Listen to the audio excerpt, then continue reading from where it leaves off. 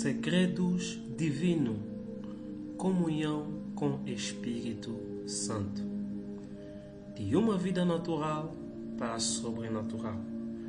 Este é o segundo livro do irmão Elder Flaviano Luema, que, por permissão de Deus, estará fazendo a narração. Ele mesmo. E, neste sentido, para que todos possam beber e experimentar da graça de Deus. O objetivo do livro é mostrar os segredos de comunhão profundo que vivencie com Deus durante esse tempo todo, revelar segredos de Deus e expor a minha comunhão com Deus, aventuras, aprendizados e fracassos. Creio que assim que terminares de ler esse livro ou ouvir o relato, a tua vida nunca mais será a mesma. Não perca nenhuma parte dela. A última parte é onde toda a experiência com o Espírito Santo são revelados, pois comecei por ir ao princípio de tudo para uma melhor compreensão. Paz seja com todos. Venha partilhar comigo o pão da vida. 1 de João capítulo 5, versículo 3. 7. 3 são os que testificam nos céus, e esses 3 são Pai, a Palavra e o Espírito Santo.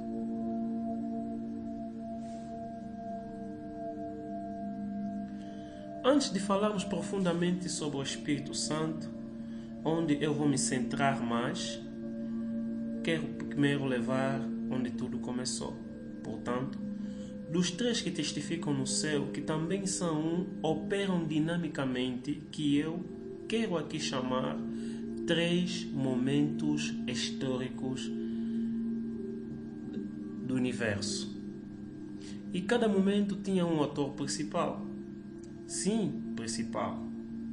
Porque ninguém ficou ausente nos 3 momentos. A saber, momento do Pai, momento da Palavra ou do Filho e o momento do Espírito Santo. Momento do Pai, Deus de amor. Vamos começar a tratar do momento do Pai. Vamos a falar de 3 momentos históricos do universo. Entre parênteses, Palavra e Espírito Santo. Este é caracterizado pela criação. O momento do Pai é caracterizado pela criação e o Gênesis, que quer dizer princípio ou início. O Pai da eternidade, que vive de eternidade em eternidade, pensou em criar um ser vivente, segundo a sua imagem e semelhança, pois nós estávamos dentro do pensamento soberano de Deus, ou melhor, no coração dele. Mas ele precisava, acredito eu, ver-nos já criado, pois antes mesmo de nós existirmos, ele já nos amava de tal maneira que queria demonstrar isso, criando-nos para vivermos no seu abraço amoroso. Antes de nós viermos a dizer a Deus que o amamos, foi porque Ele nos amou primeiro. Mesmo antes de existirmos, Ele já demonstrava um amor intransponível por nós. Mesmo ainda vivendo dentro do seu coração. Quero dizer, ao declararmos o nosso amor a Ele, estaremos correspondendo a um amor imensamente doado para nós. Eu, pessoalmente, acredito que Adão, depois de ser criado, quando despertou, a primeira palavra que ele tirou da sua boca deve ser: Pai, eu amo você. 1 de João capítulo 4, versículo 19. Ele nos amou primeiro. Foi assim que nós também o amamos, correspondendo ao seu amor. Deus não é um pai irresponsável como muitos pais ao redor do mundo, trazendo filhos ao mundo sem antes saber onde o filho vai ficar. Ele não diria: façamos o homem, se a casa para este homem não tivesse ainda pronto. Por isso, ele criou antes o céu e a terra e disse: haja luz, e houve luz. Porque ele sabia que uma casa sem luz, o filho ficaria em escuridão, e isso provocaria danos e choros. No princípio, Deus criou os céus e a terra era sem forma e vazia, e havia trevas sobre a face do abismo, e o Espírito pairava sobre a face das águas, e disse Deus: haja luz, e houve luz. Gênesis capítulo 1, versículo 1 a 3. Nota que o Pai, enquanto fazia essas coisas todas, ele era o autor principal, mas não estava sozinho. Se constatares bem, verás a presença de Jesus e do Espírito Santo também.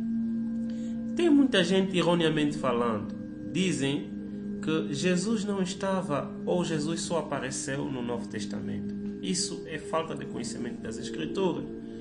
João capítulo 1, versículo 1 a 2. No princípio era a palavra, e a palavra era Deus, e ele estava no princípio com Deus. Pois, quem é a palavra, que também é Deus, estava no princípio com Deus? Nada mais que Jesus, o nosso Cristo. Ele é a palavra viva. Vamos ver mais um pouco esse texto. 3 são os que testificam nos céus. Esses 3 são um: Pai, a palavra, Espírito Santo. 1 de João, capítulo 5, versículo 7. Se ainda não compreender o mistério da palavra viva, então leia também João 1,14. A palavra se fez carne e habitou entre nós, cheio de graça e verdade, e vimos a sua glória como a glória do unigênito do Pai. Quem é o unigênito que agora se tornou o primogênito? É ele, o Cordeiro de Deus, que sempre esteve presente em todos os momentos, pois ele é a palavra de Deus. Aleluia, glórias à palavra viva. No entanto, no princípio, quando Deus dizia haja luz, ou liberava uma palavra de ordem, era Jesus que era liberado, pois já todos compreendem que Jesus é a palavra de Deus. E também esteve presente o Espírito Santo. Esse facilmente você compreende. No princípio criou Deus os céus e a terra era sem forma e vazia. Havia treva na face do abismo, e o Espírito de Deus se movia sobre as águas. Gênesis capítulo 1, 1 a 2. Espírito de Deus, que é o Espírito Santo, e Espírito Santo é o Espírito de Deus. Vendo nessa perspectiva, quero revelar o que Deus me ensinou aqui. Que o Pai estava no céu, enquanto dizia haja, era a palavra viva liberada. Já sabes que Jesus, a Bíblia fala que o Espírito pairava sobre as águas. Me dá a entender que o Espírito Santo esperava a liberação da palavra a Jesus. E quando Jesus é liberado pelo Pai, era a permissão de Deus para o Espírito Santo fazer acontecer o milagre. Por isso, ele está pairando, ou em outras palavras, flutuando. No entanto, o Pai não estava sozinho. Por isso diz a palavra: façamos o homem segundo a nossa imagem, conforme a nossa semelhança. E domine sobre os peixes do mar, e sobre as aves do céu, e sobre o gado, sobre toda a terra, e sobre todo o réptil que se move sobre a terra. Gênesis capítulo 1, versículo 26. Se ele estivesse sozinho, diria: farei. E também não falou com anjos, mas sim com a palavra e com o Espírito Santo. Neste caso, compreendemos o mistério capital de como partiram as coisas no mundo. Mas vamos continuar falando do momento do Pai da eternidade. Pois bem, ele estava fazendo tudo perfeitamente para o seu amado Filho. Fez a casa e colocou alimentos, colocou os animais para serem cuidados. Depois, quando tudo estava bom, chegou a hora mais importante da nossa criação. O homem, que é a razão de toda a criação na face da terra.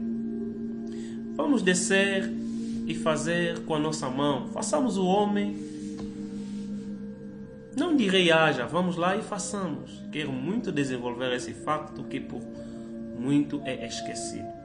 A criação é a manifestação do amor vivo de Deus para nós. Para isso, quero pensar convosco, sabendo que quando uma mãe espera 9 meses até que o filho chegue ao mundo, esta mãe chorou com dores.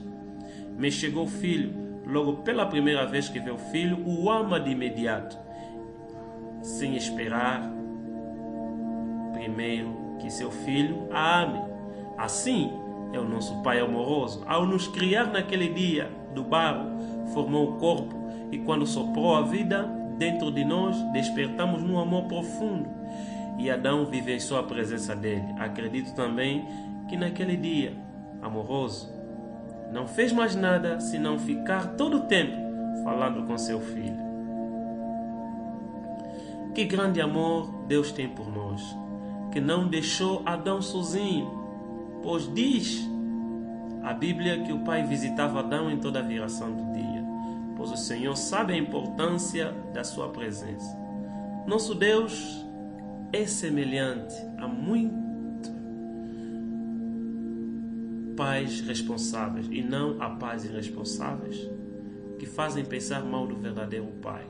O nosso Senhor, que eu me entristeço quando ouço histórias de pais abandonando filhos, mães matando filhos com abortos ou de outras maneiras. Faz com que muitos meninos cresçam de forma rebelde, drogados, violentos, por base de feridas causadas pelos seus pais. Não é isso que nosso grande amor esperava da gente. Ele é diferente. Esteve ao dispor de Adão, falava com ele, ensinava tudo que um filho precisaria aprender de um pai. Se você é órfão, saiba que para mim você tem um pai que é amoroso e que é eterno. Simplesmente se entrega nesse amor disponível. Se fosse assim, eu diria que Adão e Eva eram também órfãos.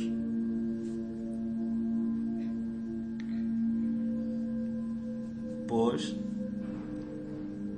eles não tinham um pai físico, mas todos nós sabemos que Adão tinha um pai, e é o melhor dos melhores, é o Papá do céu, que está conosco através do Espírito Santo. Quem não sente amor sobrenatural do Pai é aquele que não tem comunhão com o Espírito Santo. Mas sobre esse ponto é onde nós vamos nos focar mais e tratar esses assuntos daqui a pouco.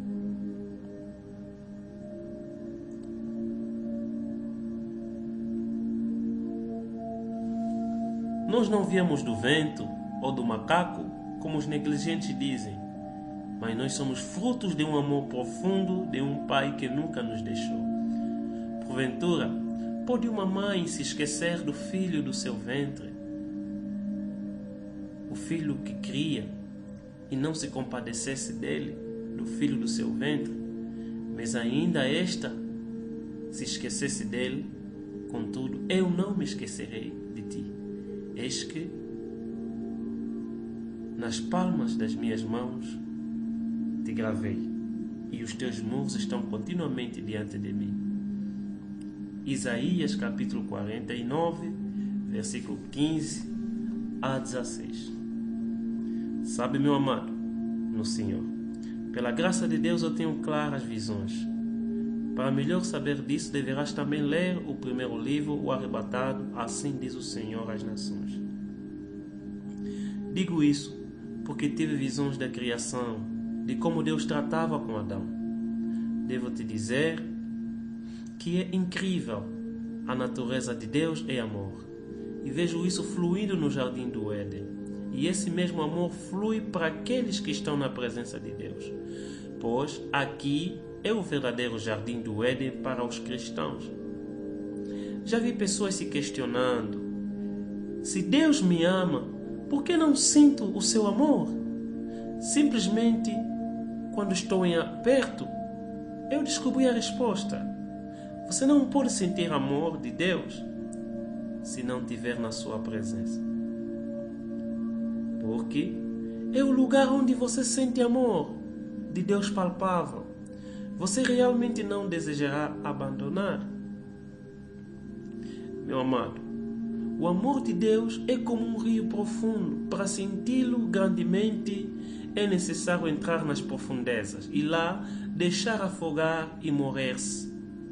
As coisas do mundo desaparecem e o falso amor desaparece. E o amor verdadeiro paira.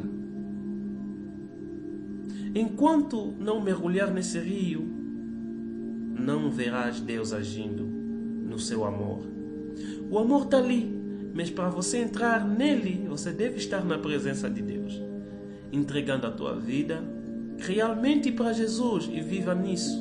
Ali vais descobrir coisas que tinham sido escondidas para muitos, mas para ti será revelado. Jeremias 33:3. Clame a mim e responder-te-ei, e mostrar-te coisas grandes e firmes que não sabes. Clama por amor dele. Vai atrás do amor, porque o amor de Deus tem resultados incomparáveis. Só isso te torna realmente satisfeito. Desde que eu era mais novo, eu não compreendia o porquê da minha solidão contigo. Quando ficava sozinho, eu fazia essas questões. Onde estou? Por que estou aqui? Por que as coisas aqui são tão estranhas? Porque eu mal compreendi esse mundo.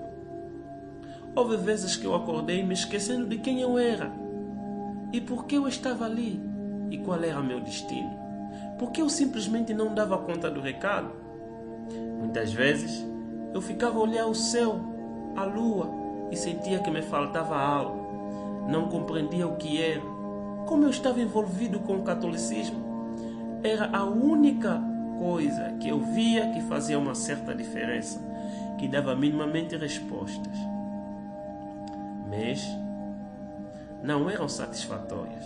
Então pensei comigo mesmo, acho que para eu ser completo, eu devo ser padre. Talvez isso faria alguma diferença. Fui seguindo, sonhando isso. Como sonho, meu pai apareceu e levou-nos para um internato de padres. Fui eu e o meu irmão Gerson da Graça Luemba. Enquanto lá estávamos admirando a vida dos padres, sem mulheres, vivendo sozinhos, sempre disponível para a igreja, sempre na obra da igreja, fui achando que será mesmo esse meu futuro. Pois já estava no internato, um dia encontrei quase todos eles, fumando, bebendo. Me espantei com quase todos os padres e vendo aquela cena triste. Mais tarde, acompanhei a sua vida mais de perto, então descobri que eles não tinham mulheres, mas tinham uma vida devassa, prostituição e muita sujidade do corpo. Dormiam com as minhas colegas e faziam muita porquice.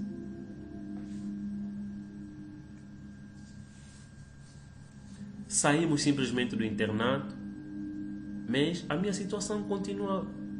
Esqueci o plano de ser padre.